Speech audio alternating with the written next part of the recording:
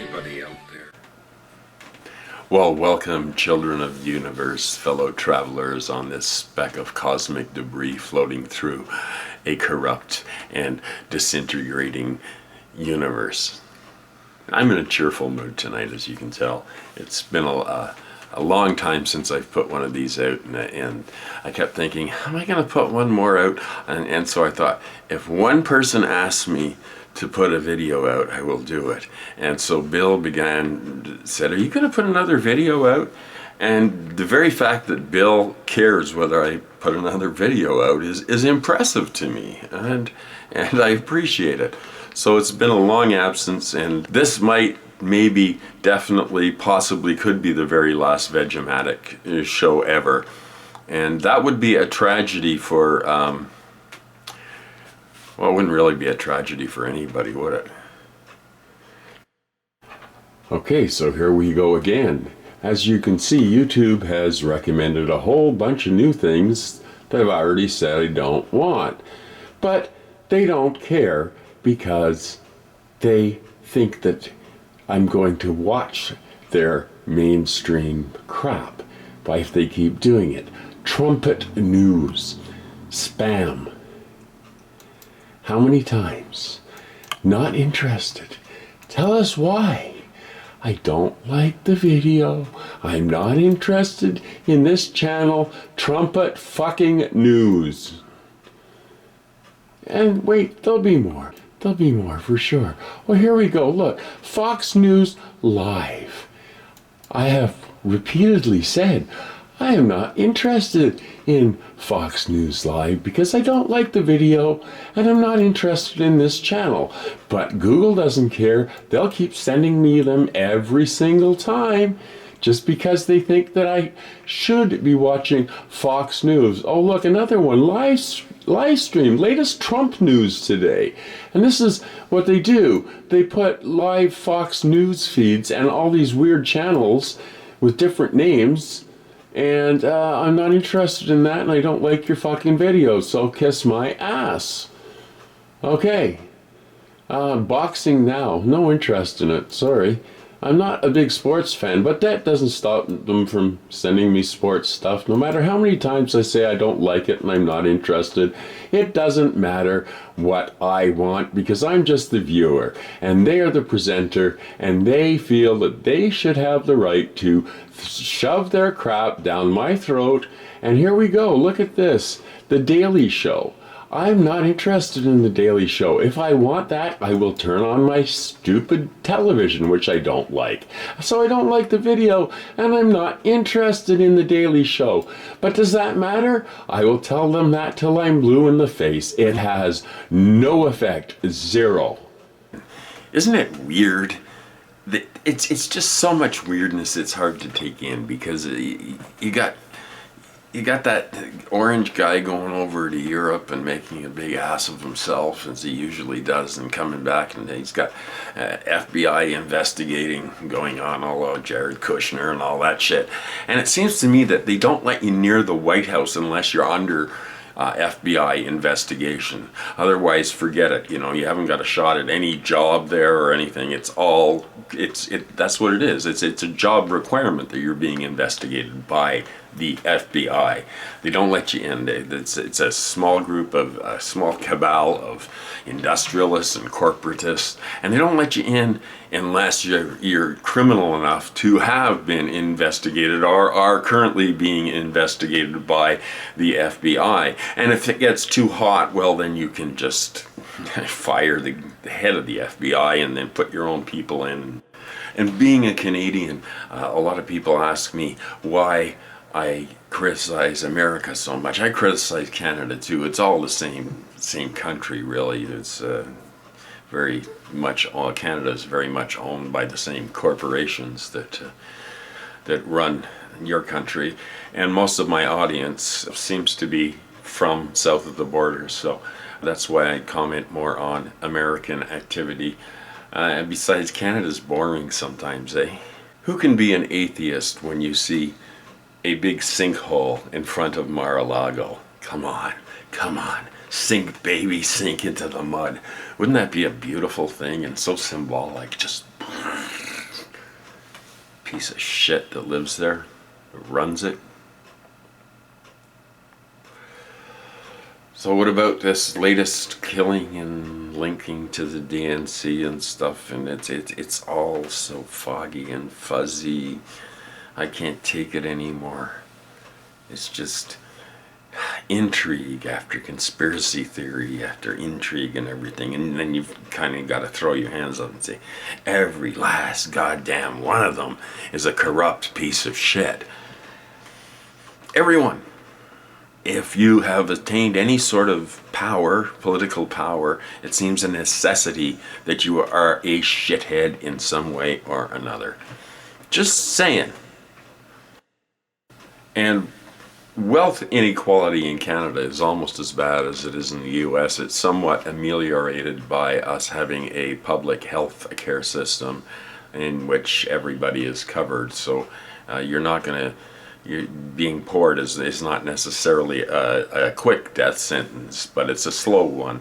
And the wealth divide in where I live, in this small Midwestern de-industrialized city, the divide is incredible. The formerly pristine farmlands north and west of here are being developed at unbelievable pace, and these places are selling for hundreds of thousands of dollars and everything. And all these brand new nice stores, the good stores where you can find shit, not the crappy ones, they're all over there in the extreme west end. Whereas the east end, where I live, is former working class neighborhood. Where people used to have many factory jobs around here. There was a Kellogg's plant down here. They closed down. There was a Nabisco crackers plant. Everything's shut down around here industrially, and now they're trying to turn it into high tech. So that leaves a lot of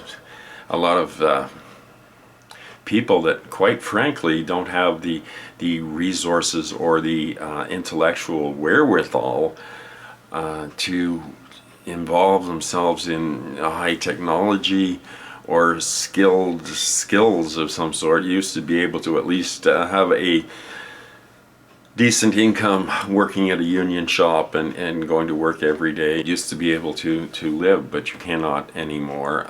They have decided that the less educated amongst people are disposable. So the east end of the city is replete with heroin addicts and prostitution, things that in this town were unknown 20 or 30, well, not completely unknown, but largely not the problem they've become. And businesses closing down, of course, only have made it worse. People's sense of hopelessness, and this is the opioid crisis throughout civilization, is because of hopelessness, and people just want to withdraw into this meaningless, feelingless existence that does nobody any good, that does themselves harm.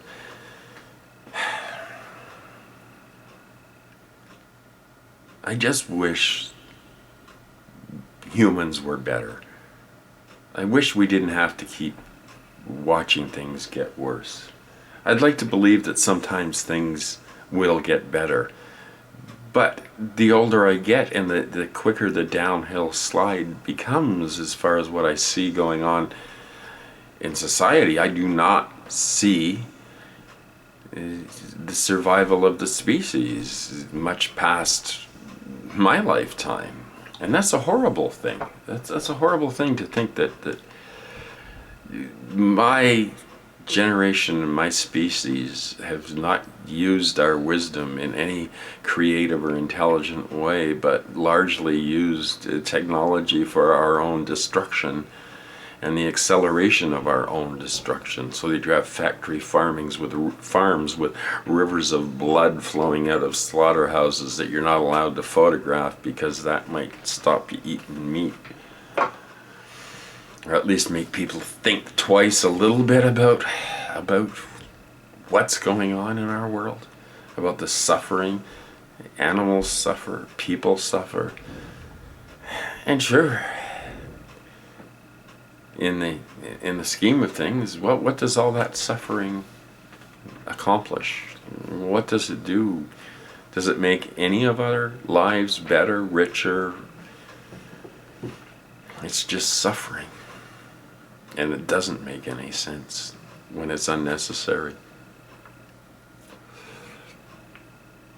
Life's a rough enough journey for all of us, and we have to worry about survival. We have to worry about health issues, and that human beings are incredibly fragile, and yet we have this boundless ego that thinks that we're able to somehow use our brains to get out of a situation that we used our brains to get into. And this is why I don't have any faith in technology saving us. Technology, by and large, it's necessary to use it in today's world. I went without a computer until about 10 years ago, I guess. Was digitally illiterate, and this was by choice, and until it became obvious that it was impossible to actually function in this world. The more we withdraw into ourselves, then the worse the world becomes, because the temptation is to just say, hey, this stuff's too big for me. Of course it is. It's too big for any of us to deal with on an individual level. Perhaps we can raise some sort of conscious positivity and attempt to slow down the decline a little. But it's not working, particularly because it's this philosophy that's prevalent that you're poor because it's your own moral failing that makes you poor. And this is a great excuse for the wealthy and powerful to shit on the poor and laugh at it like it's somehow morally acceptable, that God looks upon them with favor because he's blessed them with riches, even though anybody that has even a cursory knowledge of the sayings of Jesus would have to admit that that is diametrically opposed to the message, as are all churches and organized religion. I would not go near any of those places. Why? Because they're all corrupt. They're like all other institutions. They are corrupted by money. They're corrupted. They're corrupt. One of the biggest problems with being able to survive as a middle class society is that it is no longer possible for mom and pop's stores or anything like that to exist, because they've all been taken over and you cannot compete with the juggernauts of unregulated capitalism. And so what we see is just a dearth of employment opportunities or business opportunities that used to exist. So on top of the de-industrialization, what we're seeing now is the complete lack of individual businesses. Pretty soon, capitalism is eating itself voraciously, and as it does, it consumes everything without regard to what it leaves in its wake. And we are experiencing some of the beginnings, the birth pangs, so to speak, of capitalism's own destruction, because unregulated capitalism will inevitably eat itself. It's a law of nature. It's what happens. Pollute the air, land, and water as much as you want, and we'll give you tax cuts for doing it. We'll even subsidize it for you. How can we be living? How can we be living in the 21st century and burning fossil fuels in our cars? That is the height of madness. This is 120-year-old technology when we're leaps and bounds beyond that, but we still have to keep burning those damn fossil fuels and everything, the cap and trade thing and everything, that's a scam. How the hell is that supposed to work? I don't know. Selling, they turn it into another commodity so that you can buy the right to pollute. That doesn't make any damn sense at all. Of course, nothing in this damn economic system makes any sense at this point, and it's disintegrating faster and faster. It's inevitable. We have allowed a monster to be created, let it run out of control, smashing fragile ecosystems, smashing indigenous people, smashing the poor, smashing the underprivileged. It's a juggernaut so that there is no thought behind it. It's just this all-consuming, devouring monster. And the control grid, the noose, is tightening and tightening and tightening around the media. I'm constantly amazed that people still fall for the Horatio Alger myth that you can pull yourself up by your own bootstraps, or that a rising tide lifts all boats. And my favorite saying there is, the rising tide may lift the boats, but if the boats have holes in them, they're not going to go anything but down. But watching the right-wing ideology grow and grow over, this is terrifying. If you had lived my life, you see, I'm rapidly approaching old age, and I sort of feel like I'm already there, and it's, how do I convey how much worse the world is now than it was when I was, say, a teenager in the 70s, and how I've watched right-wing ideology make the world a much harsher, crueler, nastier place. And Trump is just the I guess, the external figurehead behind this kind of disgusting me-firstism. And you cannot justify the level of wealth inequality. So the media plugs this thing about, well, you're not good enough. There's something you're doing wrong. There's something that it's your fault. And it's not a surprise that the high percentage of the population of Western nations are on antidepressants, and that depression is everywhere. Because we are taught that external economic conditions that we had nothing to do with are a moral failing on our part. And people internalize this big lie. And by internalizing this lie, it destroys them psychologically and prevents them from productively fighting against this kind of prevalent narcissistic vision of the world that is total selfishness. I hope I'm making sense. I am very appreciative of the people that still find the time in their busy day, to listen to these rants, and I read all your comments. I didn't respond to any of them the last time because I had to turn away from it. I had to kind of just sometimes I don't want to see how many views I have, or trying to judge myself by that, or I don't want to see how many people tried to talk to me and I tried to talk to them. And Bob TV's an interesting one. I sent Bob, we've tried, he's commented on my videos and I've commented on his, and we have tried to communicate in some fashion. The PM thing is weird because I sent him a PM, and I know Bob was in need of a microphone. I have an extra mic. I said, hey, I'll ship it to you, man. Just, send me a PM with your address. I'll package it up and ship it. As a matter of fact, here it's just one of these Blue Yeti things, but I'll be happy to shoot it to Bob if I can get Bob's address. But that is like going through espionage or something. I don't know. I can't do it because we can't even communicate with PMs. So I don't know what the hell's going on there.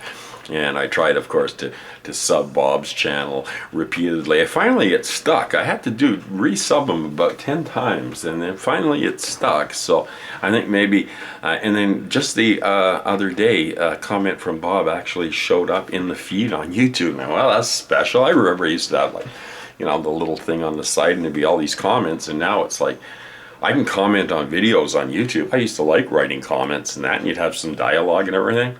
No, there's no dialogue anymore, because you don't, even if somebody replies to your comments, chances are you're not going to see it anymore.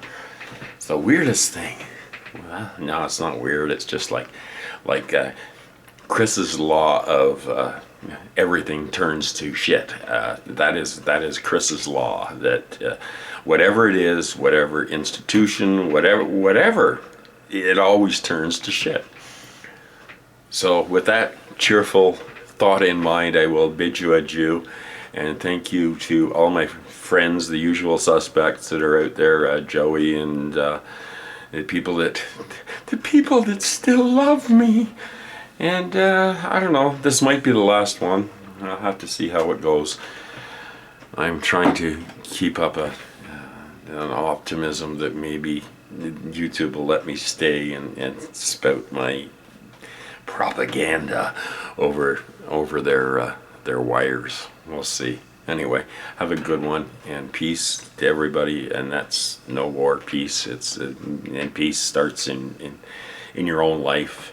And make peace with the people that, at least try and make peace with the people that you can, and the people that you can't, just close the door. Don't engage.